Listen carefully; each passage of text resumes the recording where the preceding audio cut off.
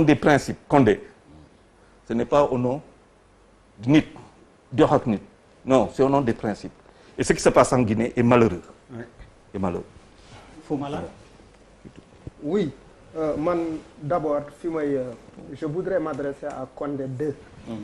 Parce que quand même il faut l'appeler Condé 2.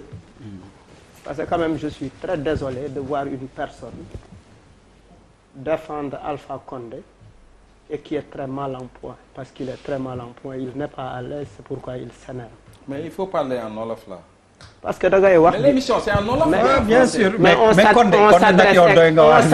s'adresse on nous écoute. Non, parce que également la télé dafay transmettre au Guinée et les Guinéens qui nous écoutent en français. Donc Non, je comprends très bien ce que tu ne tu dis. décideras pas ici. Ndax français la ñuy wax wala wolof. Oui. Ça c'est quand même très important. C'est-à-dire on te respecte en tant qu'invité mais aussi respecte ñu nga respecte suñu opinion.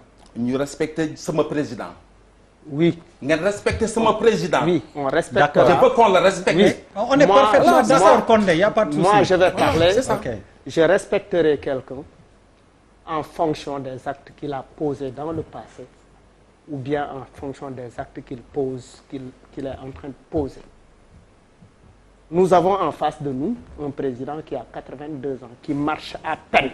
Ça veut dire quoi 82 ans qui marche à peine? Ça veut Marche dire à quoi? peine, moi, un président qui marche en titubant. En titubant. Mais il a toujours marché comme ça. Oui, il est malade alors. Non, il a toujours marché Non, comme ça. non. Condé Il a ñu déglunte xam nga ci lay gën a neex. Non, il faut que j'éclaircisse parce que Non, oui, ma. véhiculer ce Oui, message. ma. Ton énervement. Le président a toujours marché comme ça. Condé, Ton énervement. bi muy am 40 ans ni lay Ton marché. énervement. bi muy am 42 ans ni lay marché. Ton 50 énervement. ans jusqu'à 80 ans il Condé marche pour comme débat bi neex Ton énervement. ñu jëlee ci njëriñ. Regardez, Il faut le regardez. regarder. Il s'incline en marchant. Mais il est D'abord, ce qui est requis pour un président de la République, c'est la santé physique. Je le connais très bien. Non, ce qui est Condé là, xam nga booy def li du neex di nga Condé déglu de. Condé bi ngay wax dañ la déglu religieusement. Tu vas non compte écouter. boo waxul lu dëgg Non, je suis désolé, ça ne peut pas se Non. passer comme Il ça va- nag non, Condé. il va Condé boo écouter. bëggee Moi, yàq j'ai émission toute la bi. patience. soo bëggee pourquoi parler de je son te âge souligner. anti-Tiban mais ça veut dire Mais quoi il a ça? le droit de penser ainsi. Mais yow boo jëlee parole. On n'a qu'à Oui, parler ma. de la Oui, Guinée ma. li fa xew ci élection yi. Oui, ma. Mais pas Di ko attaquer jógee. mon président Oui, ma. directement, je ne suis pas d'accord. Je ne suis pas mais d'accord. nu ñuy qu'on waxee ci attaque- élection yi te waxuñu ci Condé mi nga xam ne Mais moo doon pourquoi parler candidat sur lui? moo ne moo gagné affaire bi indi problème. D'abord. nga bëgg ñu wax ci élection yi Moi, bàyyi Condé. je fais. Condé bu ñu imposer Non. lu ñuy wax. Imposé wu ma leen demee, de imposé wu ma leen Non, imposé wu ma leen mais Fabrice. je n'accepte pas qu'on attaque mon président. Condé Je n'accepte non. pas. Condé je répète pour la dernière fois nañ organiser débat bi. nga On n'a déglu qu'à nit ñi. organiser, Oui, ma. on n'a qu'à nga déglu modérer nit les ñi. langages, c'est tout. Respecter la ñu respecter la on se doit du respect. bu ñu respecté sama président ma respecté leen. non Ah si. Ah si. Condé kenn manqué wu fi de respect. ñu ngi koy te manqué respect. Charles bi mu waxee retiré na li mu wax nee na la qu'il est désolé. Malal le a problème pris est le réglé. relais Malal jël na relais bi il attaque mon président un vieux qui ça. mais mooy kan ba duñ ko Mais ça veut attaqué. dire ça? mais Pourquoi? il n'a qu'à souffrir qu'on l'attaque. Mais on n'a pas besoin de ça. moom On la n'a ñu pas fal. besoin de ça. On n'a qu'à parler directement sur le président Alpha Condé woy li tax mu def li tax mu def li mais d'accord mais bëgg a wax ci âge am bëgg a wax ci ni muy doxee mais ça veut dire quoi ça? mais bu dee âge am dafa impacté sur ses décisions. Ça n'a rien à voir âge am bi âge am boobu si nga ñuy wax nii buñ ma leen tegaloon relais ñoom ñi dem dox marche 35 kilomètres mu bàyyi leen ci ginnaaw man maa la wax soo loolu. ko bëggee jàpp nii dina. Non metti si ne si parce que dama xam sama président. chaque 30 secondes. dama wax dama nga bëgg ànd ko ak dagg. moom dox ak moom géejawaay yëmbal partout ak tànk. dama ko dugal fu nekk. léegi mun nga may Malal mu terminer sa réflexion. Léegi je voudrais faire dama bëggoon mu def un petit calcul 82 ans mooy at yi mu fi ñëwee muy dox ak moom géejawaay yëmbal je te permets de faire cette soustraction 82 ans mooy Ouais. at yi mu ñëwoon fii Sénégal nga ànd ak moom di dox yëmbal ak géejawaay. xam nga âge bi mu toll nii 82 ans yi. non. xam nga lan la wax opposition bi. Non. biñ koy traité mun leen. Non. kaay leen ñu jógee secrétariat jëm kilomètre 36 on va marcher je vais vous laisser derrière li tax mu wax loolu man xam naa ko man dama am confiance sama président état de santé am c'est zen dafa wér nit ku wér la nekkul nit ku feebar ni muy doxee nii di titubee kooku yàgg na ci moom il est né comme ça il est né comme ça il a grandi comme ça amul problème de santé amu ko il fait son sport quotidiennement kon de xam nga mënoo monopoliser nii. monopoliser wu la parole cannibaliser le débat. on attaque encore une fois kon de bëgguma lu mësul am ci plateau bi. on n'a qu'à parler directement des élections. non. on n'a qu'à parler directement des élections. non. qu'est-ce qui se passe. non kon de encore une fois. ak yooyu c'est la dernière waaw loolu la kon de tu vas nous écouter te bëgguma que ça se passe comme ça. xam nga li tax lu mësul am ci plateau bi ak man bëgguma mu tàmbalee tey si on continue comme ça billahi wallahi bëgguma woon waat. mais vous allez nous quitter. ah mais bien sûr avec plaisir. bugguma fa yegg nag wax naa la ko. avec plaisir. waaw si c'est avec plaisir on va y aller. vous laissez les gens s'exprimer après nga tontu. je vous dis que vous aurez la parole. Barka may ma rek xaaral. vous aurez la parole mais ça ne peut pas continuer comme ça et ça ne doit pas se passer comme ça. d'accord ça ne doit pas se passer comme ça. d'accord alors Malal tu as la parole. Malal tu as la parole. je te promets que ça continue qu'on va se quitter. on se voit on se connaît ça ne me gêne pas quand même. maa ngi déglu. Der war nañ la ñaan nga may. Malal vas-y. tey ndeysaan c'est bon ok. Malal vas-y tey ndeysaan Mbaye Mbaxaan moo aalu waay. dafa bëgg yàq émission bi Malal on ne peut pas continuer comme ça. nañu déclounte je vous donne la parole. à chaque fois que xoolal je perds mon latin xam nga sax naka lañ koy waxee. Der may naa la ko maa ngi koy déglu. voilà c'est bon. kii du dara Malal bi yow kon ne. maa ngi koy déglu. yàlla ñu yàlla dolli surtout nag. maa ngi déglu Malal waxal ñu ngi lay déglu.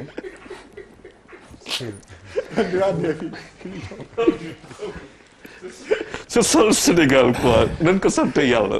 et puis moi j'aime bien les politiciens dañuy wax benn affaire mu leer leen ni li ñuy wax gëmuñu ko quoi bon d'accord ah grand comme que indi nga apaisement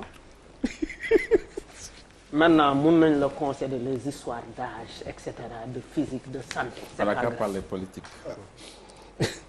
bon Alpha Condé a été soutenu bi mu nekkee opposition au niveau sous-régional au niveau continental. Je me rappelle de la célèbre chanson de Tiken Jah Fakoly Libérer Alpha Condé. Toute une jeunesse s'est mobilisée pour que Alpha Condé soit rétabli dans ses droits. nit ñi xeex il est arrivé au pouvoir dans un pays boo xamante ne aussi également dafa am histoire muy Guinée de Sékou Touré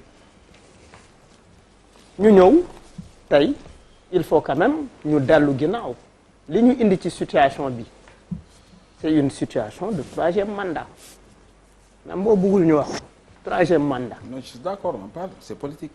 les troisième mandat fan la IBK mujje IBK fan la mujje il a tripatouillé jaxase ay élection ñëw nekk au pouvoir il est parti comment de la manière la plus honteuse. Abdoulaye Wade bi mu forcé troisième mandat qu'est-ce qui s'est passé il était très aimé des Sénégalais qu'est-ce qui s'est passé il est parti nit ñi dañ ko yóbbu ci élection gagné ko qu'est-ce qui s'est passé avec d'autres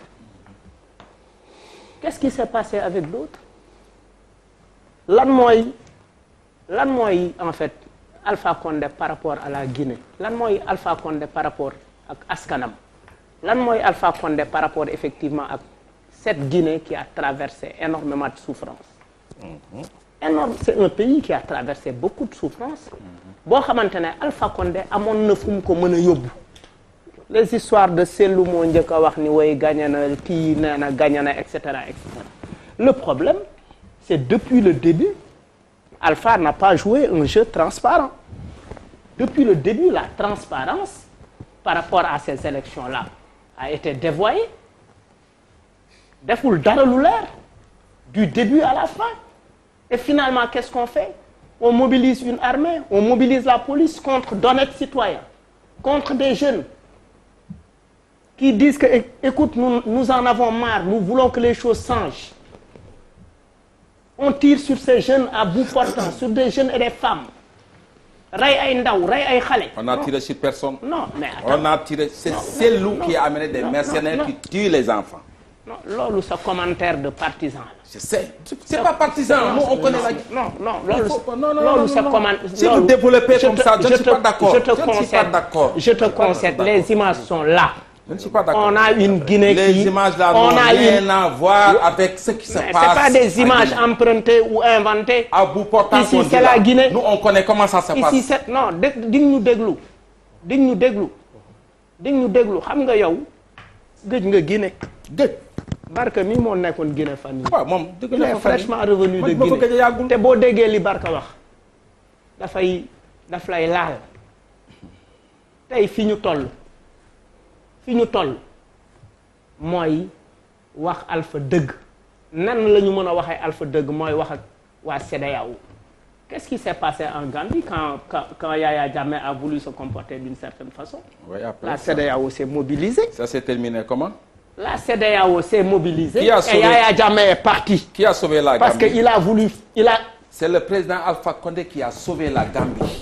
Et je peux vous dire, leeral leen ko nan la amee.